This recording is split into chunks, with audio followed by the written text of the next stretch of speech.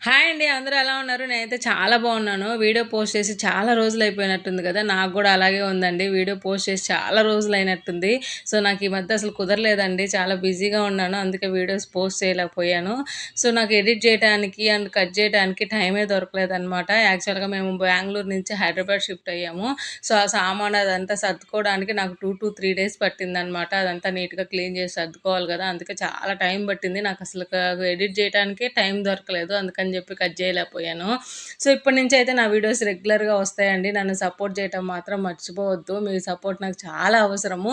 మీరు ఈరోజు నేను ఇట్లా వీడియోస్ చేయగలుగుతున్నాను అంటే మీరు సపోర్ట్ చేయడం వల్లే నేను చేయగలుగుతున్నాను. 2 రోజులు రాకపోయినా నా వీడియోస్ అడుగుతున్నారు చూడండి. మీరెందుకు పోస్ట్ చేయలేదని నాకు చాలా హ్యాపీ అనిపిస్తుంది. సో, ఈరోజైతే నేను లంచ్‌లోకి మునక్కాయ కర్రీ చేశానండి. చాలా డెలీషియస్‌గా వచ్చింది. సో, ఆ ప్రాసెస్ మొత్తం నేను ఈ షార్ట్‌లోనే పెట్టాను. మీరు కూడా ఇంట్లో ట్రై చేసి ఎలా వచ్చిందో నాకు కామెంట్ చేయటం మాత్రం మర్చిపోకండి.